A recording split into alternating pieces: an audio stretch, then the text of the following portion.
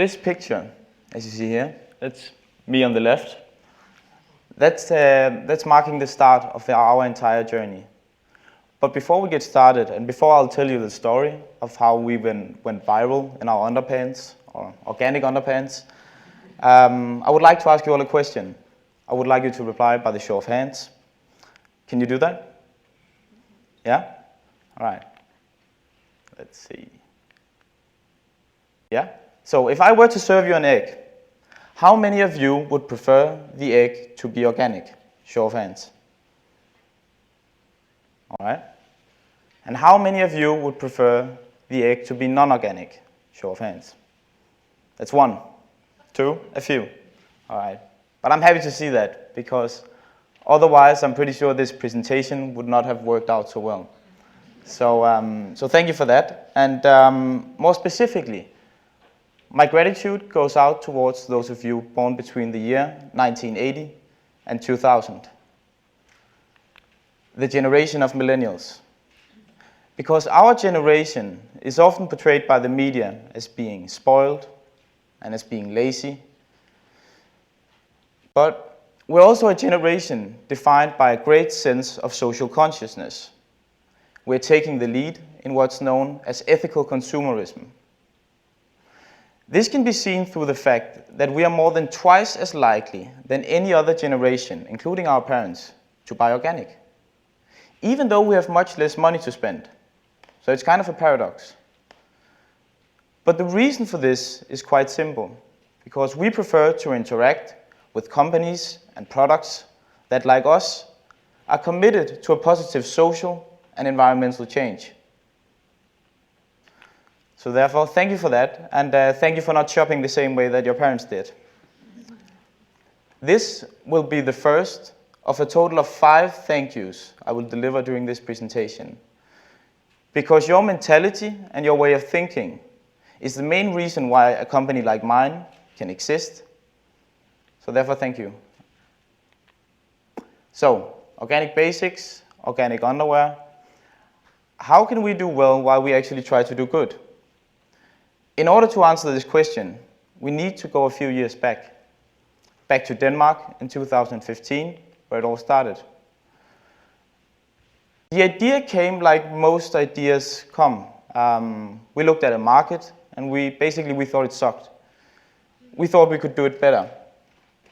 So specifically in regard to the men's underwear industry, we couldn't understand why these made in China underwear was sold at such expensive prices at the big malls. At the same time, we knew that 99.9% of these products were not made with any consideration to the worker, to the farmer, or basically just to the environment. Third, we found out that these products, even though they were quite expensive, they were made in a really low quality. And then we learned one of fashion's really dirty secrets, and that is these products are not made to last. They're not supposed to, because these big fashion companies, they put out so many collections each year, and they need you to buy each and one of them. So therefore, they have no financial incentive to make the product last. So we decided we want to change that, and we want to take on this big industry. We introduced this vision through Kickstarter, and we got funded within 48 hours. Now we had the money to make our first production batch. In this period of time, we got a lot of media attention, and this picture ended up all over the internet. And all of a sudden, we had made this commitment to a lot of people, and now we had to live up to it. So we started to contact a lot of manufacturers, and we realized that making an all-organic product might not be as easy as we thought it would be. We found out that organic cotton is really expensive. At the same time, it's really rare, because only 1% of all the cotton grown in the world is actually organic. But we knew we couldn't really relax this assumption. We had to make it organic. And I would like to share with you why. Basically, the fashion industry is a dirty bastard. It's the second most polluting industry in the world, only beaten by big oil, by oil. So, and to put that in perspective, only 2% of the farmable land in the world is actually used by cotton. But still it uses 25% of all the chemicals. So it's kind of disproportional. Say that t-shirt you're wearing right there, that's, it probably weighs around 150 grams. And it takes 500 grams of pesticides to make it. Again, it's really disproportional. But it didn't always happen like that. And as the farmers, they started to use chemicals in the cotton production, the cotton started to grow increasingly resistant. And then the farmers had to come up with a solution to make sure that everything would work out still. And what do you think they did? They just used more chemicals. This is called the chemical treadmill. Yeah. So these chemicals, they pollute the air, the water, the soil, and in the very end, they'll pollute the fabric that we wear next to our skin every day. And this is also really bad for the workers. The World Health Organization estimates that 40,000 people will die from pesticide poisoning each year. 1 million Americans will learn they have some type of cancer due to pesticides. So it hurts both the consumers and the workers. But obviously, there's a reason that cotton is so popular. Because it's extremely durable, it's soft, it's natural, and it's really good at absorbing body moisture. So therefore, we cannot just stop using cotton all of a sudden. But what we can do is use the superior material, organic cotton, which is both softer and more durable. But at the same time, there's been used no chemicals in the production. And that's better for both the farmers, the factory workers, and basically for you guys, the end consumers. So knowing this, we went on our journey to find organic cotton. And we started out in China, then we went to India. And in the very end, we ended up back in Europe where we had started. We ended up in a city called Izmir, which is in Turkey, 500 kilometers south of Istanbul. And you might be able to see that from the picture, but it's extremely windy on this cotton field that we're standing on. And besides ruining our hair, this wind actually serves a purpose. Because when it's so windy on the field, the insects cannot fly. So you don't have to spray the cotton plant with insecticides. Secondly, it actually makes sure that the cotton plant will only grow to half the size of a regular cotton plant. And this is really smart, because then the cotton plant will use its remaining energy to grow the cotton flower, which is what you use in the production. So it's really natural, and at the same time really efficient. Third, you can see the windmills in the background. And these are obviously powering the manufacturing. So now we have the organic cotton. But obviously, a place like this in Izmir would not be able to exist if there was no demand for organic. So therefore, thank you. Thank you for actually acting like you live here. So now we had the organic cotton, and we thought we had solved like most of the big issues of the fashion industry. But we were wrong, because last year 80 billion pieces of clothing was manufactured. 10 years ago, this number was only 20 billion pieces of clothing. So that's an increase of 400% in 10 years. And this is not just related to more consumerism. This is related to the fact that these big fast fashion companies, they put out probably 20 collections each year, and they need you to buy each and one of them. So they manufacture in a really bad quality. This leads to that out of these 80 billion, 50% or half of these 80 billion pieces of clothing, they are thrown out in the trash within a year. So due to this bad quality that happens because the fast fashion industry pushes and pushes the manufacturers to make it cheaper, it's also a problem when it comes to the manufacturing standards and the working standards. That's why we have had some of the worst textile factory disasters happened within the last 5 years. Some of you might remember the one in Bangladesh in 2013, where this factory simply collapsed and more than 1,000 people died. The funny thing about this is that, I don't know if it's funny, but in 2013 this happened, and in 2014 the fashion industry had its most profitable year ever.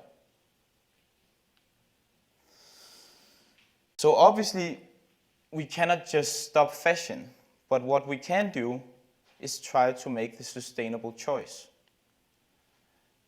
So we decided that we wouldn't do any seasonal collections, any funny colorways, any funny logos.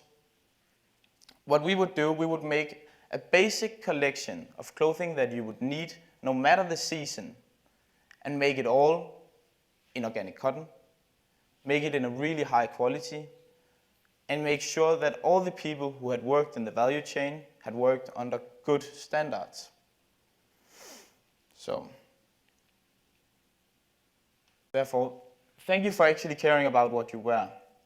Because if nobody cares, then there'll be no demand, there'll be no market, it won't happen.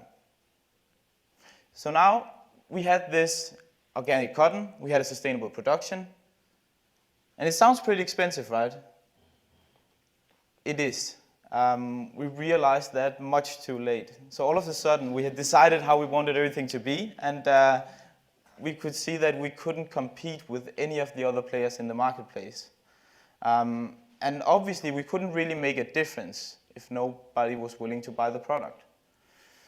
So we tried a lot of different things, and usually in business, if you want to save your costs of your product, you can either lower the quality, the working and manufacturing standards. We didn't want to do that. Or you can scale up your production, make even more at a faster pace, more efficiently, save money that way. And obviously we didn't have the money to build our own factory. So we tried a lot of different things, and each time we tried something new, we just ended up right back where we started. So it was an extremely frustrating process for us.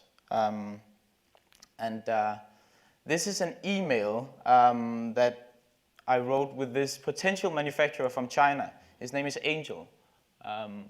It's obviously not his real name, but that's what he called himself. And I just got some samples from him, and I asked for the certificate. We need a certificate when we work with manufacturers to know that everything is done organically and done under good circumstances. And he kept on dodging to give me this certificate. And in the very end, he actually managed to provide me this certificate. And I was really pleased when I received it. But after studying it, I could see that it didn't belong to him. He had just borrowed it off some other manufacturer down the street. And we had similar issues when we tried manufacturing in India. And in the very end, as you know, we ended up in Turkey, because we just couldn't give up this control of the value chain, because they both grow the organic cotton the same place as they actually manufacture it. So it gives us much more control, and we can minimize transportation. So we had to find a way to cut our costs, because this still didn't solve our issue. We couldn't compete. So we thought, when did you actually, the last time, try on underwear at the shopping mall before buying it? Nobody really does that. Those of you who do, don't. It's disgusting. Yeah. We realized if we can cut out the middleman, and the middleman in this instance is the brick and mortar stores, the shopping mall. They take 50% of the sales price of the product, approximately. If we can take that cost from the shopping malls and put it directly into the product, we can create a better product at a cheaper price and send it directly to our customers. So that's what we did. We decided to go completely away from all the shopping malls and only selling online. Now we have sold to more than 10,000 happy customers. So, thank you for actually buying online and not being like my mom, who believes that every website is a scam.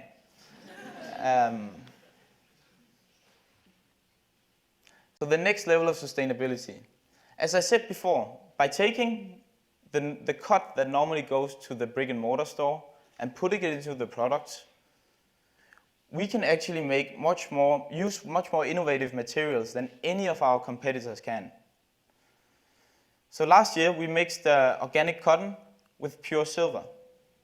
It sounds a bit weird, I know, but it actually serves a purpose. We managed to make clothing that doesn't smell. The technique we used is not something that we just invented. It's an old technique that has been used for hundreds, even thousands of years. The ancient Greeks, they put silver coins to their water in order to make sure that there would grow no bacteria and it wouldn't get infected. It's also used in bandages where they put silver into it because it will kill the bacteria and you won't get infected. So we introduced this collection and we became the most funded fashion campaign coming out of Scandinavia ever. Because we realized if we can kill all the bacteria using silver, silver will kill 99.9% of all the bacteria it touches. So if we can kill all the bacteria, we will kill all smell. It's how it works. It's simple physics. So now we actually have customers who have been wearing our products for, I know customers who've been wearing our t-shirts for more than 2 weeks and it doesn't smell. It actually works. This way we can bring down the water consumption in the consumer phase dramatically because 40% of all the water being used on a piece of clothing happens in the consumer phase. And obviously we haven't solved all the major issues of the fashion industry yet. But since we started posing in our underwear online, a lot of things has happened. And this is a journey, and I think we're getting there.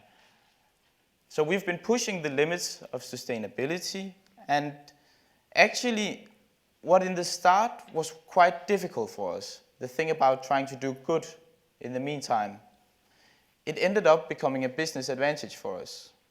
So if I want you to leave remembering something from my speech here today, I want you to remember that trying to do well while actually trying to do something good might not be easier in the very beginning, but in the long run, it will make it all much easier. So thank you.